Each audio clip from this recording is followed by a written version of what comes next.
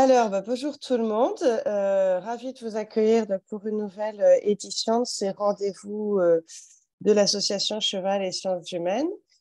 Donc, ce n'était pas une blague de 1er avril.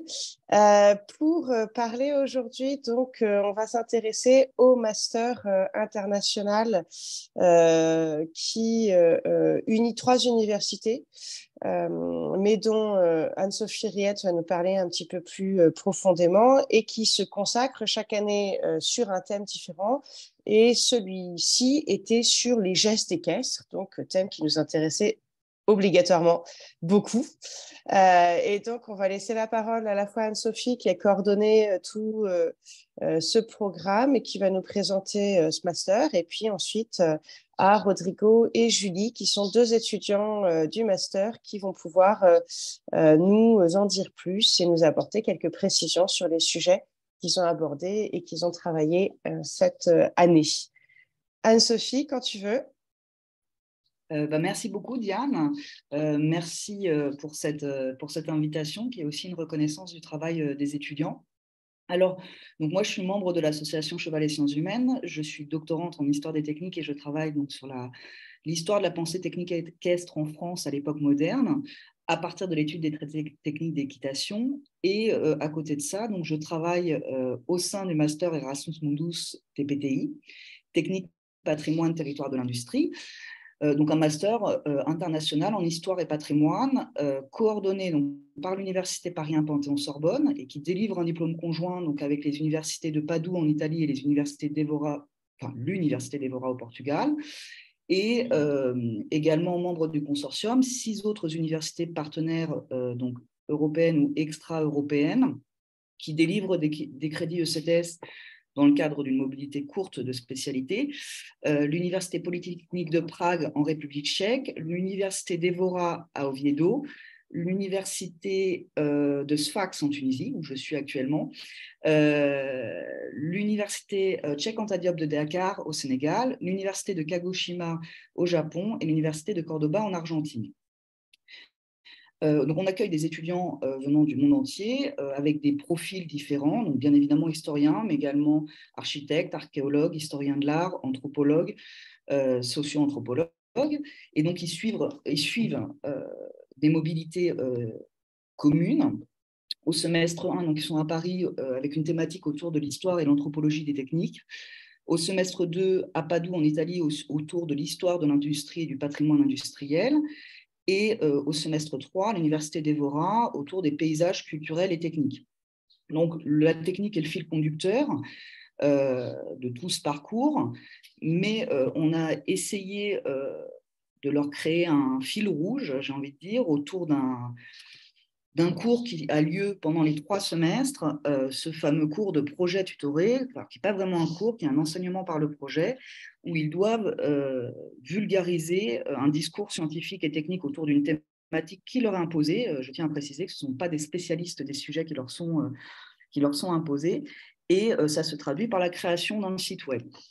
Et donc, pour les étudiants de la promotion 2021-2023, donc ils vont sortir diplômés en septembre, enfin je l'espère en tout cas, brillamment, ils ont repris une thématique qui avait été commencée à être développée en 2019 sur le geste technique équestre. Donc, chose pas forcément évidente, parce que d'une part, ils ne sont pas forcément historiens des techniques, donc la notion de geste technique n'est pas forcément évidente pour tout le monde, et ils ne sont pas ou très peu praticiens de l'équitation. Donc, comme pour tout travail de recherche, ils ont dû quand même problématiser la question, acquérir les notions et les concepts, et s'immerger dans le monde de l'équitation, ce qui n'a pas forcément été chose évidente au début. Et en plus de cela, ils ont dû quand même tenir compte du travail qui avait déjà effectué par les étudiants de l'ancienne promotion, puisque l'idée, ce n'est pas de créer un site web à chaque fois, mais de nourrir le travail existant. Donc, ils vous présenteront le site web plus en détail par la suite, et puis leur approche scientifique en général. Une difficulté, je tiens à le souligner, alors ce sont des étudiants de master, donc soyez indulgents, avec eux, même si je suis très fière du travail qu'ils ont rendu. Une des difficultés à laquelle ils sont confrontés, c'est que quand on pense aux gestes techniques, en tout cas pour les historiens des techniques, j'entends, ce n'est pas le cas forcément pour les sociologues ou les anthropologues, mais pour les historiens des techniques et pour les archéologues, on pense assez rapidement à la question de la chaîne opératoire, à la succession d'opérations. Et ça, ce n'est pas évident quand on n'est pas praticien de décomposer le geste en ce sens. Donc, mais pourtant, ils ont fait un effort, et ils ont fait notamment un effort d'expérimentation du geste éthologique. Alors, l'étude du geste technique ne relève pas uniquement des travaux sur une histoire, je dirais, technique des techniques, d'André Leroi-Gourhan, par exemple, mais également de personnes telles que Marcel Mauss, qui s'orientent vers une approche plus sociale du geste technique. Et vous le constaterez par vous-même, c'est cette approche qui les a peut-être plus séduits, peut-être du fait, comme je le disais, c'est que comme ils ne sont pas praticiens, l'approche technique des techniques est plus difficile à faire. Et parce que effectivement, on se situe dans la question d'un art du corps où le rapport au sensible est essentiel. Et forcément, quand on parle de gestes, on se confronte à une difficulté qui relève de l'incorporé et de fait du non-dit. Et donc, ça conduit forcément à des difficultés pour saisir les différentes opérations constitutives du geste qui sont démultipliées par la présence de 2 voire 3 acteurs, donc le cavalier, le cheval, voire le maître d'équitation, et qui ont, en tout cas pour l'humain et le cheval, 2 modes de communication différents. Et c'est peut-être pour ça, et que vous le verrez, ils ont privilégié plutôt une approche sociale du geste technique, mais qui est tout à fait respectable. Donc, l'équipe était constituée à l'origine de 5 personnes. Donc, on a ici 2 étudiants qui ont bien accepté de représenter l'ensemble du groupe. Rodrigo, qui a notamment mené un travail d'enquête auprès d'un instructeur militaire argentin et qui s'intéresse à la question de l'honorabilité du geste équestre. Qui vous en parlera bien mieux que moi. Et puis, on a également Julie, excuse-moi, qui s'est intéressée à la corrida à cheval. Et là aussi, le côté émotion lié au geste a été quelque chose à laquelle elle s'est confrontée. Et je pense qu'elle en parlera aussi bien mieux que moi. Mais donc, dans le groupe, on a également Clarisse, qui n'est pas là et qui s'excuse parce qu'elle est malade, qui a travaillé sur l'équitation western et beaucoup sur l'aspect vulgarisation autour du discours dans le cadre du site web avec la création de nouveaux contenus. Yasmine, qui est partie plus tôt, et parce que l'idée, en s'inspirant d'ailleurs de ce que fait l'association, c'était de créer une chaîne YouTube en lien avec leur site web et de créer une série de vidéos sur le geste. Bon, on n'a pu en faire qu'une, mais elle a fait donc un film sur l'expérimentation du geste éthologique, et Faïma, qui a travaillé sur des interviews avec des moniteurs d'équitation en Italie, voilà, mais qui ne peut pas être là non plus également. Et donc, je vais peut-être laisser la parole à Rodrigo, qui va vous présenter les sites web de manière générale. Et après, alors je m'excuse, comme je suis en déplacement professionnel, je vais devoir vous quitter à 9h30, mais je suis sûre que Rodrigo et Julie présenteront et feront honneur au travail du groupe avec brillant. Donc oui, Rodrigo va vous présenter le site en général. Diane, si tu pourras juste me donner les droits de partage, parce que j'essaierai de partager mon écran. Alors, il me semble que je t'ai donné les droits, j'ai donné à tout le monde les droits de partage. Rodrigo le fait directement. D'accord, ok, c'est comme vous préférez. Moi, j'ai juste coupé donc l'image pour des histoires de son pour être sûr que tout le monde s'entende bien, mais non, j'ai donné les droits de partage à tout le monde, donc tu peux passer la main à Rodrigo sans problème pour continuer cette super explication. Et ben voilà, donc Rodrigo va attaquer la présentation générale du site, et merci à tous, merci encore pour cette belle invitation, et Rodrigo et Julie, je compte sur vous, je vous fais confiance, vous allez tout déchirer, allez-y. Bonjour à tous et à tous, c'est un plaisir d'être là pour moi. Sur le site de geste équestre, nous avons travaillé beaucoup pour l'élaboration de ce site. C'est un site très intéressant, pourquoi nous pouvons voir les notions et concepts sur le geste équestre. Nous pouvons voir aussi de thématiques associées à la construction des gestes, comme la honorabilité, aussi de travail sur le harcèlement, sur la technique du corps, et beaucoup d'informations sur notre recherche. Aussi, nous pouvons voir des questions culturelles associées à des sites, de musique, de cinéma. Nous pouvons explorer cette question pour visualiser des musiques de divers lieux du monde, sur les gestes équestres, de manière générale. Et aussi, nous pouvons voir des questions associées à notre travail, qui est le plus important pour moi, que c'est organisé en diverses thématiques. Pédagogie équestre, c'est sur l'élaboration de gestes, les manières avec les gestes, c'est la reproduction de gestes dans la vie quotidienne, c'est la pédagogie des gestes équestres, aussi la question associée à la tauromachie, à la figure des gestes équestres. Nous pouvons voir aussi de diverses questions associées. Un moment, je ne peux, il y a des problématiques avec l'écran. Nous pouvons voir, comme je dis, beaucoup de travail associé à l'échec, organisé en diverses thématiques. Cheval et société, travail de cheval et pédagogie équestre. En cheval et société, c'est très intéressant les apports de Julie Prévost, de Clarisse Darnau sur la construction sociale des gestes et l'analyse de la tauromachie. Aussi, en travail et cheval, nous pouvons voir la question associée à l'équitation western, aussi al monde de travail et le cheval, surtout en Argentine, avec les conquêtes de désert, la conformation de l'État argentin, la figure de cheval associée à cette question. Et aussi, nous pouvons voir la reproduction del geste équestre en la pédagogie, surtout en le régiment de cavallerie de l'Argentine, su reproduction sociale associée à la honorabilité del geste. Aussi, nous pouvons voir diverses questions comme une banque d'images avec associées à la figure de cheval. Il y a beaucoup d'images, de l'histoire associée à les gestes, à la technique, à la technologie utilisée avec le cheval. Aussi de nouveaux médias. C'est la question de visite de terrain, interview, témoignages sur la question. Sí, c'est très intéressant l'expérimentation du geste équestre avec des visites de terrain. Aussi, nous pouvons voir, un moment, il y a des problématiques avec la connexion.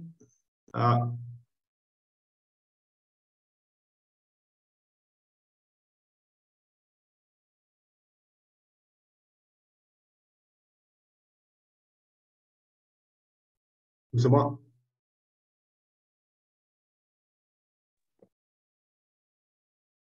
Tout me ça va? Il y a des problématiques avec la connexion. Le son a coupé, Rodrigo, j'ai l'impression. Je ne sais pas si c'est juste pour moi. Non, c'est pour moi, c'est pour hacer la connexion de la résidence de l'université. Oui, Rodrigo, parce qu'en fait, Rodrigo est en Italie, il faut le savoir, et Julie est au Portugal, sauf erreur de ma part. Vous voyez l'internationalisation du master. Rodrigo, je vais mettre le lien du site dans le chat et continue ta présentation de manière générale. Et puis comme ça, ceux qui veulent se connecter pour voir le lien, pour voir le site directement, ça sera plus simple, ça t'évitera les taux de connexion. Oui, ça doit prendre des données, c'est pour ça. C'est ouais. pour ça que j'avais enlevé la caméra. Ouais, merci beaucoup. Je précise le travail. Donc. Tu m'écoutes, ça va? Ouais. Là, c'est bon, le son, c'est bon. Notre projet s'inscrit dans la continuité de travail entreprise pour 5 étudiants de la promotion 2019-2021, Silvia, Benel, Florencia, Juan Pablo et Virginia. Cela constitue à la fois un avantage et un inconvénient. Il s'agit pour nous de proposer de nouveau, à partir de l'existant, tout en nous appropriant la thématique du geste équestre. Dans la ligne du groupe précédent, nous avons pensé notre site et nos articles. Comme ceux d'un journal, nous avons cherché à nous enrichir de la pluridisciplinarité de notre groupe pour évoquer les gestes équestres dans des contextes historiques et géographiques divers. Chacun a eu la liberté de se saisir de la question dans une perspective historique et géographies diverses. Chacun a la liberté de saisir de la question de faire pratique qui lui a été familière ou sur laquelle se portait son intérêt. Ainsi, Rodrigo Palicer s'est servi de sa formation d'anthropologue pour étudier les valeurs symboliques du cheval et des gestes qui lui sont associés. En tant qu'Argentine, il nous faut profiter de son bagage culturel et nous faut paysan découvrir les pratiques et les pédagogies du régiment de cavalerie argentine dans le cadre d'un entretien. De son côté, Julie a posé son intérêt pour le Portugal à travers de la tauromachie équestre. Elle propose une analyse du geste technique et de son apprentissage dans le cas de la tourada. Faima a apporté au groupe une vision plus artistique du geste équestre pour les vies d'un entretien et d'un article consacré à la représentation du cheval dans l'architecture bengali.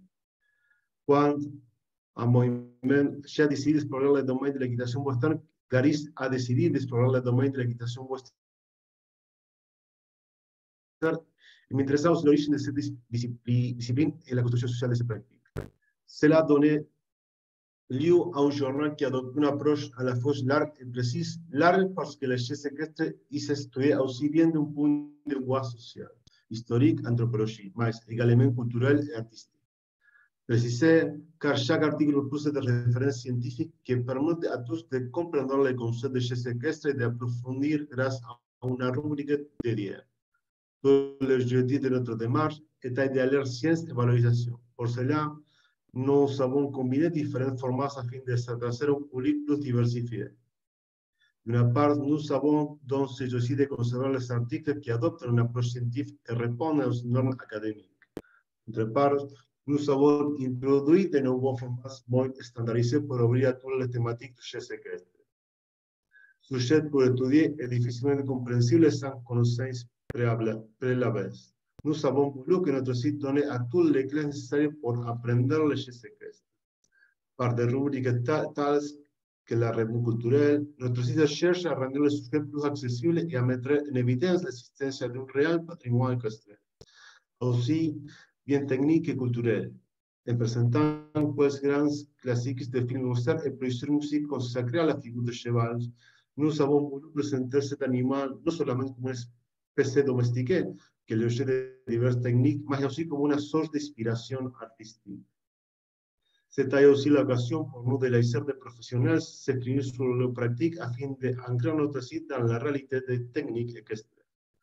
Tous ces éléments font un site complet représentatif de la diversité de notre groupe et alliant connaissances scientifiques et vision pratique du geste équestre.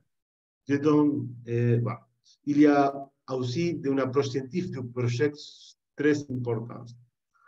Surtout, notre travail se base en premier lieu sur la réflexion menée par Marcel Mauss au début du XXe siècle pour penser le geste en relation avec sa contemporanéité et son club social. Éléments qui synthétisent le contenu et les dynamiques du monde que nous habitons. Il s'agit également de relier notre approche à sa contribution développée par André Leron-Gourhan qui a inauguré le mouvement de la technologie culturelle. En fait, ces notions telles que design opératoire et milieu technique nous permettent de penser l'action technique comprise comme l'opération mécanique de l'homme sur la matière. Plus récemment, de nouvelles contributions nous invitent à penser les gestes de manière interdisciplinaire, histoire, sociologie, anthropologie, psychologie. Elle récupère les apports de l'erreur Gourhan de Mauss et investigue le fonctionnement technique, tout en cherchant à comprendre l'opération technique qui implique une action sur la matière pour un acteur dans un environnement technique. Tout se concentre sur l'analyse de la corporalité comme contrôle des expressions et des émotions dans un espace socioculturel spécifique. Dans notre projet, nous considérons les gestes comme un fait social qui révèle la singularité des cultures. Nous les considérons comme une pratique sociale qui les met en jour, les justifie et, comme diríamos, lui donne une efficacité indissociablement technique et symbolique. Ce sont des questions que nous cherchons à mettre en évidence dans notre travail.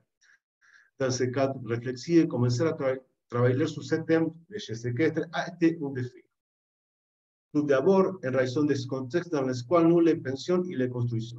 Ensuite, en raison de notre formation scientifique en histoire, architecture, archéologie et anthropologie. Ce dernier point est d'une grande importance parce que dans notre travail, nous savons pouvoir comment le geste équestre est socialement construit. Une construction, comme le dit Norbert Elias, qui donne une configuration, une interdépendance et une interaction autour de sa pratique et de sa représentation. Ainsi, en réfléchissant à sa représentation et à sa production, nous problématisons le mode de transmission de la pratique équestre et la configuration de sus gestes avec l'intention d'étudier comment elle s'est produit, établie et matérialisée. Por cette raison, il est important de récupérer le concept de culture lié à la production de gestes équestres et le comprendre comme un processus continu de création de significations dans des contextes sociaux et matériels. Cette complexité s'étend à la manière dont le geste est enseigné et éduqué, ce qui permet de comprendre l'éducation comme un réseau de processus de transmission, de reproduction, d'appropriation et de transformation d'objets, de connaissances et de pratiques culturelles dans des contextes divers, comme on l'appelle le cycle Rockwell. Rodrigo, Sí, oui. parle un tout petit peu plus doucement, s'il te plaît. Ah, excusez-moi. Dans Merci. de tels contextes, on montre les manières dont les gestes ont été reproduits et établis dans notre recherche, à savoir comprendre comment il s'agit d'une production culturelle qui s'établit dans des espaces où une interaction entre l'être humain et le cheval a été générée. Ces contributions sont nécessaires pour pouvoir étudier comment les cavaliers apprennent les gestes nécessaires à leur pratique et comment les gestes instantanés sont établis. Et c'est la fin de rechercher les modalités particulières de réalisation de la vie quotidienne autour de gestes. De cette façon, la vie sociale est comprise comme un ensemble de relations symboliques, une structure qui influence la formation des subjectivités qui sont toutes liées à la reproduction de gestes équestres spécifiques. De cette façon, on comprend que les sentiments des personnes et les façons d'agir sont socialement conditionnés étant des agents d'expression. Dans le cas présent, la relation avec l'animal établit une union entre la personne interrogée, parce que le cheval est le moyen par lequel est généré les rencontres de les sujets qui composent un espace, son utilisation et son soin étant un moyen de lieu et d'agence sociale. Les contributions de David Edgerton sont précieuses à cet égard, car elles nous aident à penser aux techniques utilisées en termes de gestes, en comprenant qu'il existe des techniques qui ne sont pas clairement visibles et qui produisent et donnent une identité à un espace. En ce sens, nous voyons qu'il existe des techniques anciennes qui sont juxtaposées à des techniques nouvelles et qui sont liées à la pratique militaire et à l'utilisation du cheval comme moyen de communication. Les contributions d'Ederson nous aident à comprendre les places des techniques dans les sociétés et la manière dont elles agissent sur les personnes et façonnent l'environnement. Ce que reconnaît Valérie Negret dans son historisation de la technique et de la technologie et montrant la manière dont elle a été pensée étant entendu qu'il ne faut pas confondre les termes techniques et technologie.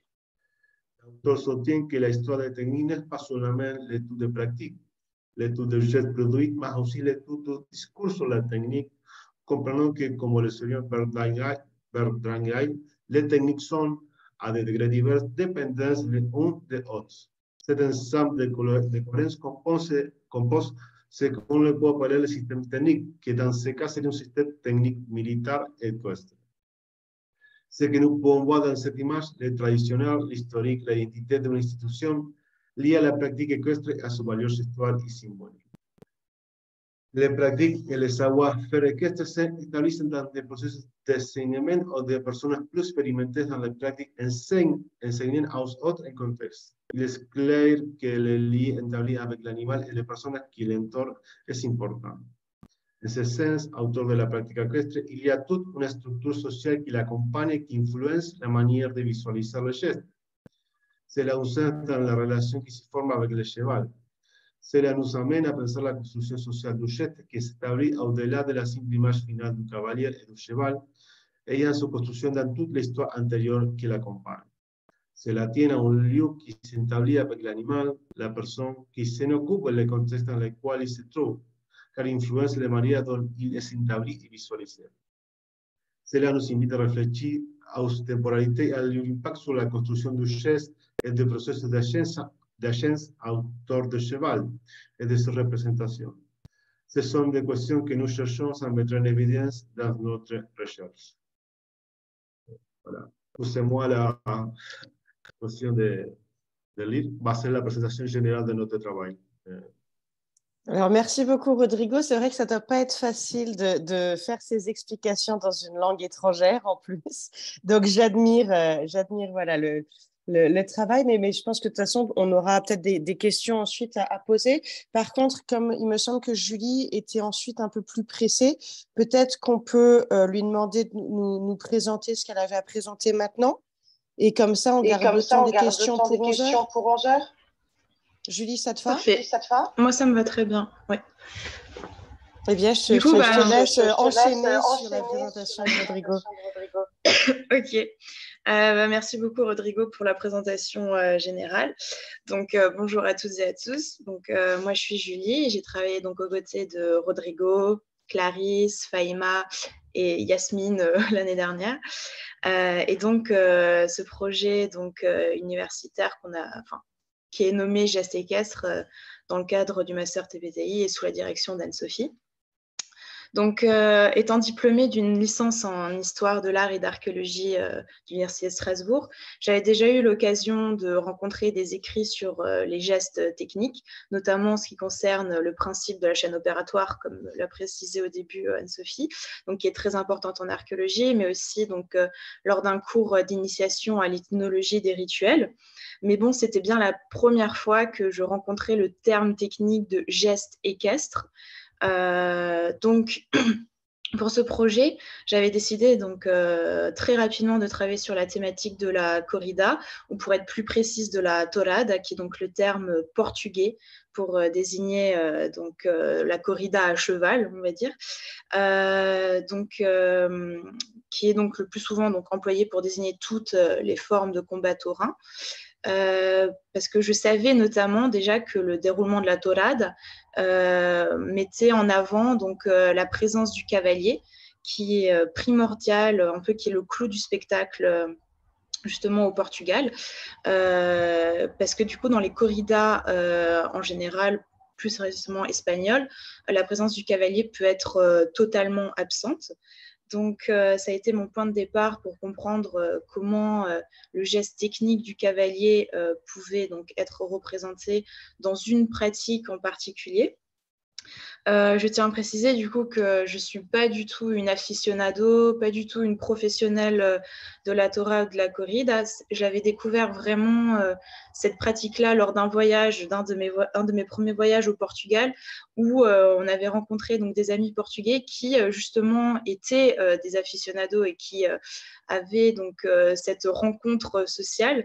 Donc, j'ai été donc, amenée à voir un peu par surprise une torada et j'avais été très surprise justement par le nombre de personnes que ça avait réuni dans l'arène autour d'un sport qu'apparemment tout le monde connaissait les codes, parce que oui, on peut comprendre que dès qu'on prend sa place dans le public, on voit donc tout le déroulé de la torada, et quand arrive donc le cavalier, j'avais été donc un peu éblouie, on va dire, par la tenue du cheval face justement à un taureau. Et donc, je me suis dit que l'approche de la torade pour étudier un geste équestre pouvait être totalement dans la thématique. Donc, ça m'a amené à rédiger 2 articles distincts que j'ai nommé donc le premier, une analyse du geste dans la tauromachie équestre, ainsi qu'un deuxième article qui s'intitule Gestes équestres et figures tauromachiques. Donc, on a choisi avec l'équipe de les ranger dans 2 catégories distinctes, comme l'a présenté Rodrigo. Notre site web se compose en différentes catégories. Donc, le premier article se retrouve dans la catégorie cheval et société, et le deuxième dans la pédagogie équestre. On a séparé donc ces 2 articles parce qu'ils n'ont pas le même objectif. Donc, j'ai conçu le premier article. Je l'ai pensé comme une manière à introduire donc, le lecteur dans le monde du geste technique qu'on ne connaît peut-être pas, comme c'était mon cas par exemple, ainsi donc dans le monde de la torade, parce que même si j'avais été confrontée une fois à un spectacle, je n'y connaissais absolument rien. Et j'explique donc notamment pourquoi et comment cette activité constitue un objet d'étude tout à fait valable et tout à fait respectable en sens social et historique. historique, pardon. Dans cette recherche, j'ai donc rencontré donc, de nombreuses ressources bibliographiques, parce que le taureau, les jeux bovins et tout ce qui est tout simplement la pratique de la taurade ou de la corrida à cheval a été donc depuis de nombreux siècles un intérêt certain pour de nombreuses sociétés humaines, notamment pour tout ce qui est au niveau du bassin méditerranéen, mais également en Amérique centrale et du Sud, donc Argentine par exemple, ou Mexique. Donc, le deuxième article fonctionne plus particulièrement comme un complément au premier article et se consulte un peu à la manière d'un précis, donc comme un précis de gestes techniques, donc les plus pratiqués dans la Torada. J'ai notamment tenté l'exercice périlleux de la description d'un geste, mais encore une fois, donc, comme je ne suis pas une aficionado, et que je ne connais pas trop les gestes de la tradition, je me suis aidée du seul ouvrage que j'ai pu trouver, auquel j'ai pu accéder, qui décrivait concrètement donc, le déroulement de cette pratique, qui s'intitule La tauromachie équestre au Portugal, qui a été rédigée donc, par Fernando Sommer d'Andrade, désolé pour la prononciation, qui a été donc publié en 1991.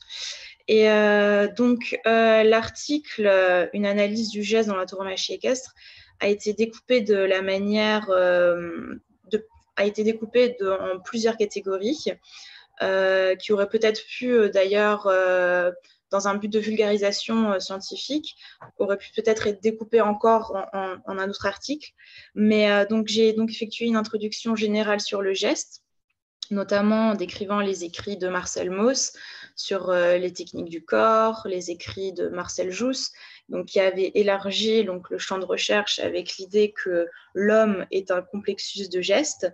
Puis, je montre que cette thématique a commencé à atteindre d'autres disciplines, notamment lorsqu'André Leroy-Gourand démontre que le geste opératoire permet donc une domestication de la matière. Toutes ces recherches réunies, on arrive ensuite au principe que les techniques sont donc des actes traditionnels efficaces qui ont été façonnés par le social. Donc, c'est-à-dire que l'homme incorpore donc, les actions du monde de son monde environnant et il y répond par des gestes qu'on dit soit techniques, soit communicatifs. Donc, beaucoup d'aspects composent un geste technique, comme par exemple la posture, le mouvement ou la vitesse, si bien que je me suis dit que d'écrire un geste tel qu'il est paraît impossible, parce qu'il y a tellement de facteurs qui rentrent en compte. Mais d'écrire un geste permet quand même d'effectuer ensuite des analyses comparatives qui sont plutôt rigoureuses et qui peuvent justement du coup nous informer sur les codes cachés dont je parlais auparavant. Donc, j'ai également démontré donc, la fascination ancienne pour le taureau, parce que lorsqu'on contemple déjà les représentations préhistoriques, donc lorsque j'ai étudié l'art préhistorique, j'avais vu notamment que dans les grottes de Lascaux ou la grotte Chauvet, il y a un animal qui se démarque des autres, c'est le taureau. On le découvre notamment peint à côté de bisons et d'ours. Et de même que si l'on s'intéresse à la mythologie grecque, il y a la fameuse et internationale histoire du Minotaure, donc le monstre à la fois mi-homme, mi-taureau, qui s'affronte avec Thésée dans le labyrinthe, donc réalisé par Dédale. Et pour citer un troisième exemple, on retrouve également l'importance du taureau justement dans la culture hellénique et notamment lors de la célébration des grandes Dionysies. Donc, il était coutume de sacrifier un taureau et d'organiser un festin après. Et on retrouve également, donc, désormais, à cause de l'ambivalence politique, morale et éthique de la pratique justement des combats dans la corrida équestre, dans toutes sortes de corridas, généralement, on sacrifiait donc le taureau à la fin et on partageait ensuite en un festin également la viande du taureau. Donc, le mythe du Minotaure constitue une première approche conflictuelle entre l'homme et le taureau. Et on peut remarquer également que les acrobaties esthétiques et la mise à mort, donc le sacrifice du taureau, se retrouvent dans la pratique de la corrida, encore aujourd'hui, hein, même si dans beaucoup d'endroits, elle commence à être interdite. Et donc, cette lutte entre l'homme et le taureau est au cœur donc, des représentations. Ainsi, le mot de tauromachi est couramment utilisé comme un synonyme de la corrida, au mépris donc de tout autre jeu bovin ou de pratique tauromachique. Mais l'émergence et la réglementation de la corrida, on va dire moderne, commence avec celle, donc la réglementation moderne espagnole à partir du XVIIIe siècle. Donc, j'ai également démontré pourquoi la corrida est un objet d'étude important, notamment en prenant exemple avec le chanteur portugais Fernando Tordo, qui en 1973 a interprété sa chanson Tourade à l'Eurovision. Donc, c'est une chanson qui a un message satirique du régime portugais qui est alors en place. Et le choix de l'allégorie de la Tourade, je l'ai trouvée très intéressante car elle démontre donc la place qu'occupe la Tourade dans la société portugaise. Toute la société portugaise se réunit en effet donc dans l'arène et tout le monde y est représenté. Pour ce qui est donc des témoins artistiques donc de la gestuelle équestre, j'ai essayé de prendre des sources notamment donc dans des représentations picturales, donc notamment avec l'artiste Francisco de Goya, qui est donc a notamment peint, mais qui a même si la gestuelle n'était pas son but premier, il a retransmis l'émotion qu'on retrouve dans une arène. Ça a été le cas aussi plus tard avec Pablo Picasso, qui était également très proche de certains toreros, et également dans les œuvres d'Ernest Hemingway. Et donc, la pratique de la torada et la corrida équestre qu'on peut voir aujourd'hui, auquel on peut assister, finalement, c'est le résultat d'une codification sur le long terme, on va dire, par des traités, donc, qui a été donc un tournant justement dans cette pratique-là. Les traités on peut dire que l'un des premiers traités, c'est pas véritablement un traité, mais on peut dire que ça a apparu avec les écrits du roi Dom Duarte.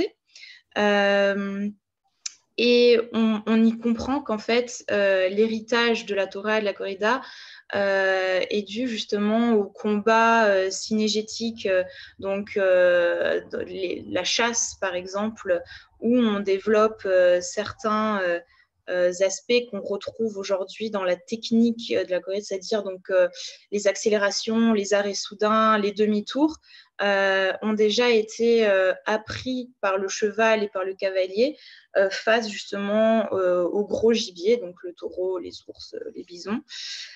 Donc auparavant, et ça reprend également un code d'honneur de chevalerie, et donc ce geste codifié sur les longues années, et on l'apprend désormais donc dans des écoles spécialisées, donc il y a des écoles de la torada, la corrida équestre. Donc j'ai pas précisé au début, mais la torada compte 3 cavaliers, donc en portugais cavaleiros, qui donc affrontent tour à tour un taureau. On dit donc que la torada s'effectue en 3 tercios, qui représentent donc 3 phases de combat entre l'homme et le taureau. Donc le tercio de picos, le tercio de bandri et le tercio de muleta ou faena. Et donc le déroulement de la torada s'apparente finalement un peu à une sorte de tragédie qui se déroule en 3 actes. Donc ensuite, à la fin de cet article, le lecteur peut lire donc une tentative de définition, de description de ces gestes techniques, donc qui s'avèrent être des gestes précis, rusés, trompeurs, mais hautement esthétiques. Donc il y a un lien qui se constitue entre le torero et le taureau. Donc pour combattre un adversaire qu'ils ont en commun, c'est la mort. Donc les témoignages, des nombreux témoignages du torero montrent qu'une autre réalité s'empare de l'arène. Et grâce à la maîtrise donc, d'une technique lucide et précise qui était donc codifiée et apprise dans les écoles, on arrive donc à maîtriser cette force. Parce que le rôle du torero, donc, c'est de maîtriser et de transformer la force brute du taureau en une sorte de danse sophistiquée que beaucoup d'aficionados comparent au flamenco. Donc, dans ces deux pratiques, certains reconnaissent même un même état psychique que l'on appelle le duende, donc qui correspondrait alors au moment où la technique est surpassée par une maîtrise parfaite d'un geste, accompagnée également donc, d'une euphorie ou d'une transe collective. Donc, l'étude de la Torada permet donc de se questionner sur le geste selon diverses approches. Elle permet donc également de comprendre comment un public peut se réunir autour d'un geste technique. Et également, donc, l'étude de la Torada permet de comprendre comment ce geste a pu évoluer, a pu être appris, maîtrisé, influencé par les cultures et les nombreuses innovations des professionnels, parce que finalement, le coup de grâce également pour un torero, c'était de vaincre le taureau par la création de son propre geste technique, donc, qui porte généralement le nom de leur propre créateur. Voilà pour du coup mon approche du geste équestre via la Torada. Merci beaucoup, Julie. Non, mais c'était très, très intéressant. Surtout qu'en plus, moi, c'est un sujet qui me touche particulièrement, que j'avais commencé à étudier un peu comme postdoc à Evora. Donc, c'est vrai que c'est un sujet sur lequel il y a en effet beaucoup de choses à dire et qui, étrangement, a très peu été en fait étudié. Tant du côté portugais, je parle d'ouvrages d'après les années 80, comme du côté international. Donc, c'est vrai que c'est quelque chose, je pense, qui pourrait donner lieu à beaucoup de recherches encore. Alors, je ne sais pas si il y a des gens qui auraient déjà des questions pour Rodrigo et Julie par rapport à la présentation de ce qu'ils ont présenté jusqu'à maintenant, puisque je crois que Julie, tu dois partir vers 11 heures. C'est ça, oui. C'est ça, peut-être avant que Rodrigo puisse recommencer à présenter. C'était quoi? C'était son sujet à lui plutôt. Moi, j'ai pas pu malheureusement présenter en même temps mes articles, en même temps que je parlais à cause d'un problème technique avec mon ordinateur. Mais s'il y a des personnes qui sont intéressées, justement, je conseille donc d'aller au deuxième article où justement j'ai trouvé donc des images, des dessins qui correspondraient justement à la représentation de ce geste technique et donc qui permettrait également donc de mieux comprendre tout mon exposé d'avant. Oui. Moi, j'ai quelques questions, donc je ne sais pas s'il y en a qui ont des choses à demander justement, soit à Rodrigo, soit à Julie. Alors, je vois qu'il y a des autres étudiants qui ont réussi à se connecter. Alors, si je ne vois pas de réaction, moi, je vais peut-être te demander quelque chose. Alors, je trouve que c'est très intéressant d'avoir pu traiter ça sur l'importance du geste. Après, alors oui, tu t'es servi d'Andrade. Alors ça, forcément, c'est un peu une des bibles qu'on a au Portugal. Tu y es encore là au Portugal? Oui, exactement. Et je suis en train de finaliser mon mémoire au Portugal. Ok, non, mais tu fais bien. Par contre, sur les origines en fait de la Torada, en fait, il y a eu au niveau archéologique des découvertes déjà qui ont été faites de figurines, parce que je ne sais pas si tu connais un peu l'histoire portugaise, mais donc pendant toute la période romaine, en fait, le Portugal a été déjà extrêmement connu pour ses chevaux. Pour ces courses de chevaux en particulier. Et donc, tu as par exemple l'hippodrome de Mirobrigue, qui est en gros en dessous, entre Beja et Sines. C'est vraiment plutôt vers la côte vincentine, mais c'est quelques heures en dessous, une heure en dessous de Lisbonne. Et tu as un hippodrome romain qui peut encore se voir. Et tu avais des gravures de jeux entre hommes et taureaux qui, il me semble, doivent être dans le musée ou l'église de Viana del Alentejo, qui est donc un espèce de petit village qui est juste au sud d'Evora, à 30 km au sud d'Evora. Et en fait, tu as déjà des représentations finalement d'hommes et de taureaux dans des confrontations à partir de l'époque romaine. Donc c'est vrai que c'est, je pense, quelque chose qui est absolument à creuser et qui pourrait faire l'intérêt de liens très intéressants. et à croiser peut-être avec les mosaïques comme celle de Tour de Palma, de chevaux vainqueurs, etc. Parce que je pense qu'en fait, ça faisait vraiment partie d'une dynamique de jeu. Enfin, tu as bien montré qu'il y avait tout le côté festif, en fait, autour de ça. C'était super intéressant. Et je pense qu'il y avait vraiment, oui, toute une dynamique de jeu déjà dans l'époque romaine au Portugal qui permettait de mettre ça en commun. Vas-y, Anastasia, tu peux parler, hein, si tu veux. Ah oui, j'avais seulement un petit commentaire qu'il y a une saga médiévale irlandaise. euh, il y a la lutte entre l'homme et le taureau. Donc, hmm, on voit que c'est le mythe, il est partout. C'est Alors, universel. je te présente parce que les gens te connaissent pas forcément, les étudiants ne connaissent pas forcément Anastasia. Anastasia est maîtresse en conférence à l'université de Lettonie. Et en fait, elle est spécialiste de l'histoire médiévale, en fait, surtout dans tout ce qui est roman, matière de Bretagne, hein, Anastasia. Mais je pense que tu as vu beaucoup d'autres choses aussi, en particulier sur le geste équestre moyenâgeux. Hein, donc, n'hésite pas à le dire parce que les étudiants du master, s'ils ne savent pas, c'est vrai que ça peut être très intéressant justement d'avoir ton opinion sur les sources médiévales justement parce que c'est quelqu'un de très documenté en particulier sur toute la période moyenâgeuse. Voilà. Et l'équitation de travail au niveau du Moyen-Âge. Donc voilà. Merci beaucoup. C'était très intéressant de voir qu'on parle sur Dom Duarte aussi. Donc, mais je n'ai pas de choses à dire pour le moment. Merci. Merci pour la suggestion. Je n'avais pas connaissance de cette œuvre, mais je pense que je vais m'y pencher. Mais oui, j'avais déjà vu justement qu'au Portugal, il y avait donc des traces romaines. Malheureusement, je ne suis pas rendue encore, j'ai pas eu le temps. Mais oui, il y a toute une thématique de l'apprentissage du geste dans un objectif de rencontre de jeu. Et j'avais commencé à me renseigner justement sur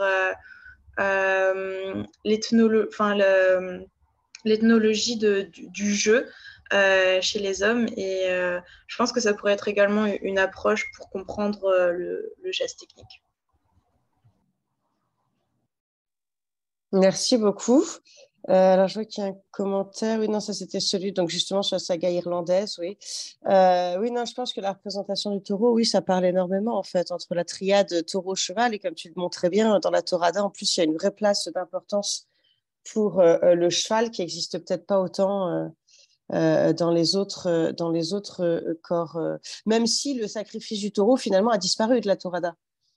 Ça, je ne sais pas si tu l'as beaucoup évoqué, mais par rapport à l'Espagne, où c'est quand même la scène d'apogée. Totalement, totalement. Si, il y a justement, le taureau, finalement, la forme de sacrifice finale, le point final n'est plus abordé au Portugal, mais je trouve quand même qu'il y a quand même cette notion de, finalement, un peu de sacrifice quand on plante tous les pics. Finalement, dans le taureau, c'est une forme de début de sacrifice, mais qu'on ne termine pas. Même si, en fait, moi, je pensais que la présence des fourcados, finalement, tu ne trouves pas dans d'autres formes de torada, pourrait être une espèce de mort symbolique, finalement. Puisque la torada se finit, en fait, avec, alors pour ceux qui nous écoutent et qui ne sont pas forcément très familier avec la corrida portugaise.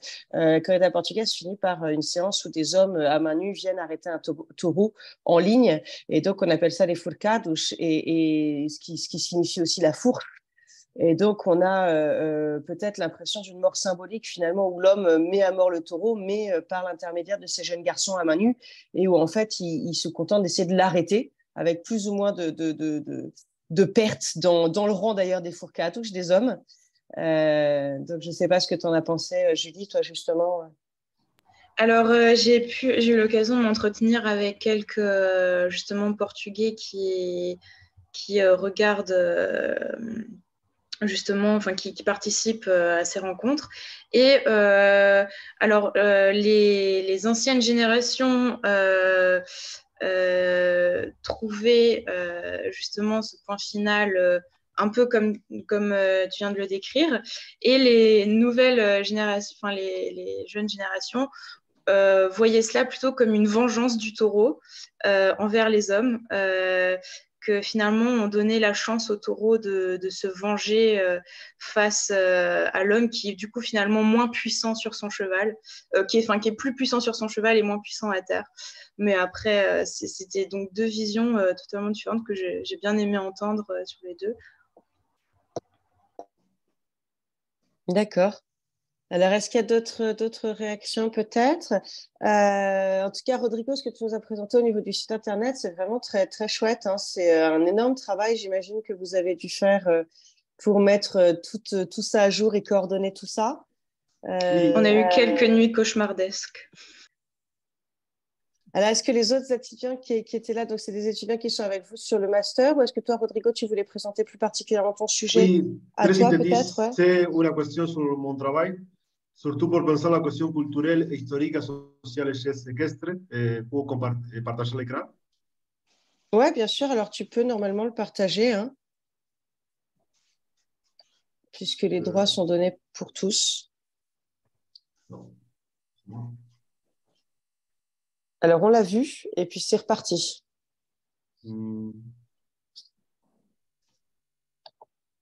Voilà. C'est bon pour voir l'écran? Oui.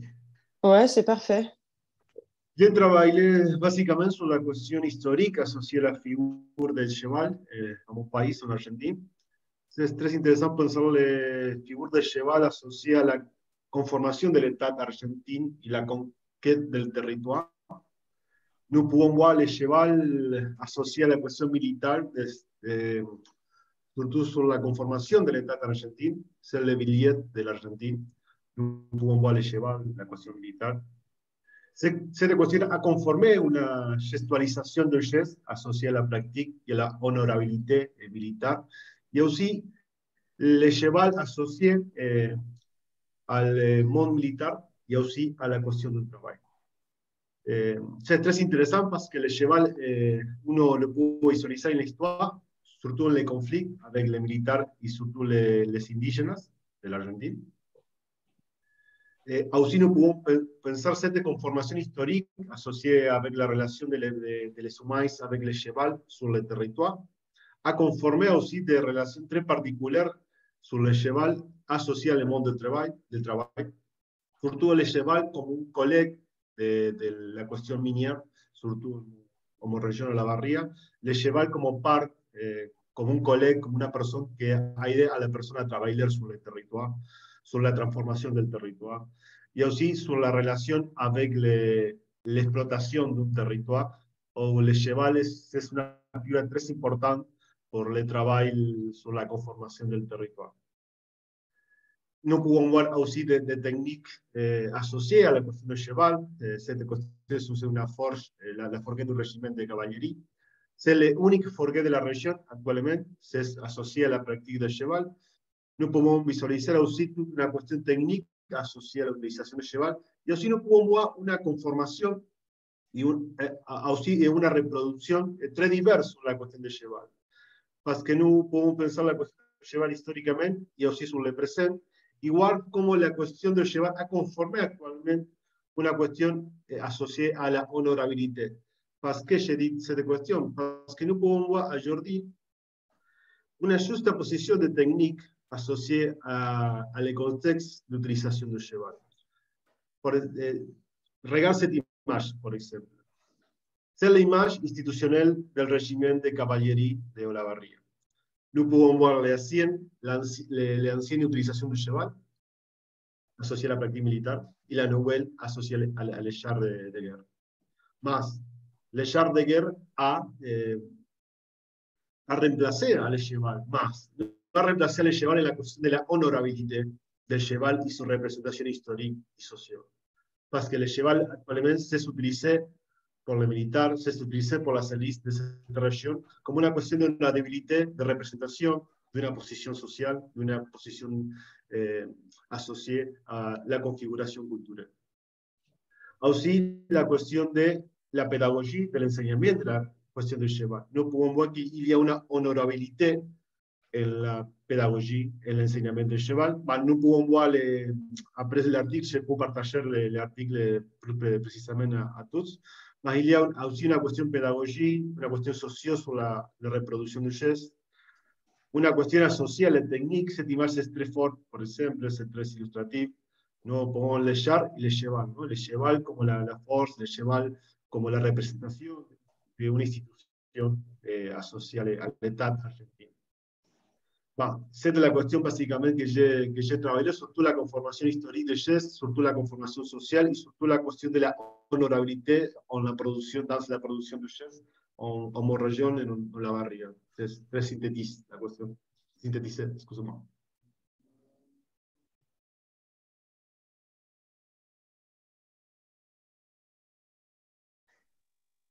Oui, c'est bon, oui. Ok. Écoute, c'est très intéressant. Je ne connaissais pas du tout en fait la valeur du cheval en Argentine. Alors c'est vrai qu'en effet, le passé militaire du cheval permet d'avoir énormément de choses. De rien, Julie. Alors Julie est en train d'y aller. Alors Fabio me demande comme organisateur. Alors je pense que tout le monde peut partager en fait, Fabio. Donc il n'y a pas besoin d'être organisateur de la réunion pour pouvoir partager la page Facebook du TPTI. Donc il ne faut pas hésiter à le faire directement. Normalement, vous pouvez le faire sans être organisateur. Ah, ok, merci. Merci bien. De rien, de rien. Et donc, merci Rodrigo pour cette présentation. Je ne sais pas s'il y a des gens qui voudraient intervenir donc, sur ces différentes représentations. J'aurais une question pour Rodrigo au niveau anthropologique par rapport à la relation entre les chevals et les gauchos argentins. C'est quand et comment les gauchos rentrent en relation avec les chevals quelle était sa relation en fait avec cet animal si particulier. C'est très intéressant tu demande, Fabio, parce que le cheval s'associe à la liberté surtout pour l'exploration del territoire. Et les gauchos, c'est une figure en conflit avec l'État qui utilise le cheval pour échapper de l'État, pour conquistar nouveaux territoires, pour marcher en liberté. Et le cheval, pour les gauchos, c'est l'ami, c'est le collègue, c'est le familier, que les accompagne en su exploración de la vie, que lo acompagne en la exploración de su vie quotidienne. C'est compréhensible lo que je dis, Fabio? C'est très important cette demande parce que les chevals et les gauchos, c'est le même corps. Il y a une association très particulière avec le cheval comme un ami, comme un familier del gaucho pour le conquête de la Pampa, del territoire en Argentine. Mais justement, moi je rebondis sur ce que tu es en train de dire. Je trouve ça assez intéressant parce que finalement, tu nous présentes un peu deux visages de la symbolique du cheval en Argentine, puisque du côté militaire, il est plutôt du côté de la force et du politique, alors que du côté des gauchos, il va être plutôt justement le symbole de la liberté. Donc, est-ce que tu arrives à voir comment est-ce qu'il serait passé de l'un à l'autre, ou est-ce que tu as fait le lien entre ces deux symboliques-là? Je pense qu'il y a une construction socio-locale des gestes équestres.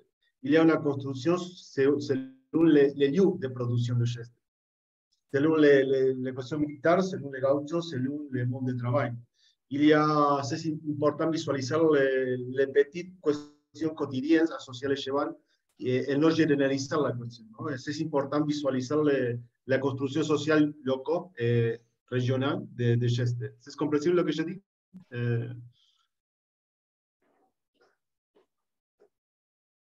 Oui. Oui, c'est compréhensible. Oui, bien sûr. Ok, est-ce qu'il y a d'autres réactions dans ce que je vois là? Je vois comme on a plus d'une dizaine aujourd'hui. Est-ce qu'il y a d'autres gens qui voudraient intervenir pour poser des questions à Rodrigo? Tu voulais mettre la page Facebook, Fabio, tu as réussi ou pas? partager? Non, je n'arrive pas parce qu'en fait, moi, je laissais faire en tant qu'organisateur. Là, Alors, ouais, mais alors, je sais pas, comme à un moment, mon ordinateur a planté, je sais pas qui est-ce qui est censé être l'organisateur actuellement. C'est Je vous, vais en regarder. fait. C'est moi, mais pourtant. Alors, toc, toc, toc.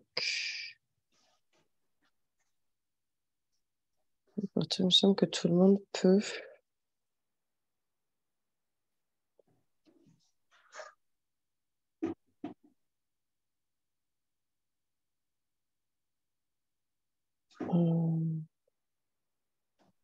Il me semble que pourtant tout le monde peut, mais je peux essayer de changer Ne l'organisateur. vous Je peux essayer inquiétez de... pas, continuez avec la réunion. Je vais m'en occuper, vraiment. Non, c'est bon, c'est bon. Ah, Je pense que c'est ok, bon. parfait. Voilà, vous pouvez Oui, partager avec ça. merci beaucoup.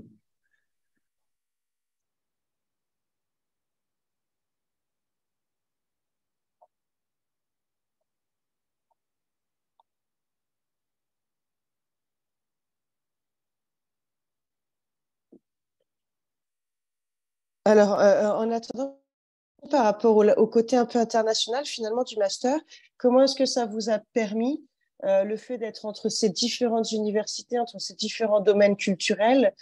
Qu'est-ce que ça a pu, quelles ont été un peu les difficultés finalement par rapport à votre sujet d'études et un peu les points avantageux ou ce que ça vous a apporté en fait. Moi, c'est vrai que c'est quelque chose qui m'intrigue parce que ça a dû être une sacrée organisation quand même, que ce soit en collectif ou que ce soit par rapport à l'adaptation à chaque pays. Et donc, comment est-ce que vous avez réussi finalement à travailler sur votre propre thématique au sein de cette thématique un peu collective des gestes équestres? Donc ça, c'était une question plutôt Rodrigo, vu que Julie est partie. Esa es una cuestión très interesante porque je pense que nous avons pensé notre travail en relation à notre vie quotidienne, à notre région. J'ai travaillé sur sur le régiment de cavalerie de la Barria. Mon père travaille là, par exemple, j'ai beaucoup d'informations sur les lieux, beaucoup d'accès. C'est una zona très difficile d'accès. Moi, j'ai pu entrer al lieu, j'ai pu parler avec toutes les personnes de régiment. Je pense que c'est l'importance le master pour visualiser beaucoup de territoires du monde, non? Parce que aussi de pensar de perspectives, mon perspective d'anthropologie latino-américaine, de perspective européenne, y cet ensemble, cette questions, c'est très important pour penser notre travail, notre formation et notre configuration comme professionnels, ¿no? Associés à le monde scientifique.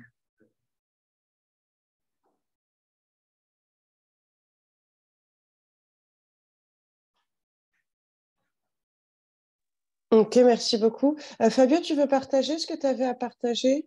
Ou après, si d'autres étudiants veulent s'exprimer d'ailleurs sur la question que je viens de poser, n'hésitez pas, parce que je vois qu'il y en a quelques-uns quand même qui sont là. Donc, n'hésitez pas aussi à nous partager la difficulté ou l'avantage que ça a pu être de travailler au sein de ce master. Euh, Claire. Bah, pour mon côté, moi, je n'ai pas participé au travail sur sur les gestes équestres, mais je peux bien parler de ce qui est la beauté de ces masters et en fait de comment on est arrivé pendant ces 2 ans à prendre l'un de l'autre à partir de différentes cultures. À partir des différents pays et à enrichir surtout nous-mêmes, surtout pendant les travaux comme les projets tutorés, en partant des connaissances des bases de chacun, de pouvoir avoir une formation totalement à 360 degrés. Que je pense que nous restera dans nous marqué pour la vie en fait. Et et comme ça, on a pu avoir une ouverture qui, je pense, il n'y a pas de, surtout pour les masters qui travaillent dans la culture, c'est très difficile à voir parce que normalement, surtout dans les cas de mon pays, l'Italie, on est beaucoup concentré sur ce qui est le patrimoine de notre pays et on ne va pas élargir notre horizon, surtout en dehors de l'Europe. Et grâce au master TPTI, j'ai pu faire ça. Notamment, j'ai pu effectuer mon stage en Argentine et donc j'ai pu découvrir la relation de l'homme occidental avec les indigènes de l'Argentine, mais aussi grâce au travail qu'on a fait avec des autres étudiants, notamment d'Afrique, ou du Bangladesh ou du Mexique, on a pu comprendre vraiment certains aspects de la culture occidentale qui nous étaient cachés, on va dire. Et je trouve que c'est très important pour pouvoir construire un avenir qui soit libre de certains préconcepts. Et j'espère que cela, ça soit le ressenti de mes autres collègues ou de ceux qui voudraient un jour participer à ces masters. Merci beaucoup. Je partage tout ce que dit Fabio, c'est une question très importante, pouvoir penser la cosmovision historique à la construction d'Occident. C'est important pour le master aussi. Ouais. Merci beaucoup pour ces retours, en tout cas, et puis de votre présence ce matin. On a pu découvrir vraiment des choses différentes, comme quoi le cheval nous permet quand même de parler de plein de sujets différents et de travailler avec des domaines culturels très différents. Donc, c'était vraiment très intéressant. Voilà, alors est-ce qu'il aurait quelqu'un qui voudrait ajouter quelque chose? Est-ce qu'on peut peut-être clore et puis vous rendre votre vie votre samedi matin? Clotilde, Hélène, je ne sais pas si, ou Anastasia, je ne sais pas si vous aviez quelque chose à dire pour finaliser. Non, c'est tout bon pour moi. Je ne sais pas si vous m'entendez, mais en tout cas, merci beaucoup à vous d'être venu présenter ça. Et c'est vrai que c'est très éloigné de mon sujet de recherche, mais à titre de curiosité, c'était vraiment passionnant. Donc merci beaucoup. Merci, Hélène. Je ferai les mêmes remarques qu'Hélène. C'était très intéressant et c'est toujours enrichissant de voir ce qui se fait un petit peu ailleurs et de voir de nouvelles têtes aussi sur le réseau. Ça fait toujours du bien. Et Anastasia nous met un cheval qui a certainement écouté la conférence aussi. Oui, il est aussi là. C'est un jeune homme de 4 ans. Pas le mien. D'accord. Merci beaucoup. C'était très intéressant vraiment d'écouter des perspectives différentes de l'équipe internationale. C'est une initiative admirable. Et puis, si jamais vous continuez après le master sur un doctorat, n'hésitez pas à nous dire et à nous faire signe sur vos recherches parce que moi, à titre personnel, c'est vrai que ça m'intéresserait beaucoup de les suivre. Donc, est-ce que c'est en projet, Rodrigo, de continuer sur un doctorat, par exemple, après le master ou... Oui, c'est une thématique que j'aborde beaucoup, cette question. Je ne sais pas en quel lieu je vais continuer. Oui, je pense que oui, que c'est une thématique très intéressante. Ouais. Oui, c'est sûr qu'un doctorat, tu sais quand tu commences, tu ne sais jamais quand tu finis. C'est un peu le problème. Merci. Merci. En tout cas, merci à vous et puis bonne journée à tout le monde. Alors, par contre, peut-être qu'il faut se déconnecter avant, vu que j'avais mis l'enregistrement en place. Je pense qu'il faut que je reste la dernière à me déconnecter pour pouvoir reprendre la main. Voilà. Vu que Fabio était devenu l'amphitryon. Juste, moi, j'ai une petite question qui n'a rien à voir avec la séance d'aujourd'hui, mais c'est du coup pour la séance du 4 mai. C'était pour ça. Enfin, du 4 mai ou pas, je ne sais pas en fait. Oui, pour la séance du 4 mai, c'est toujours bon.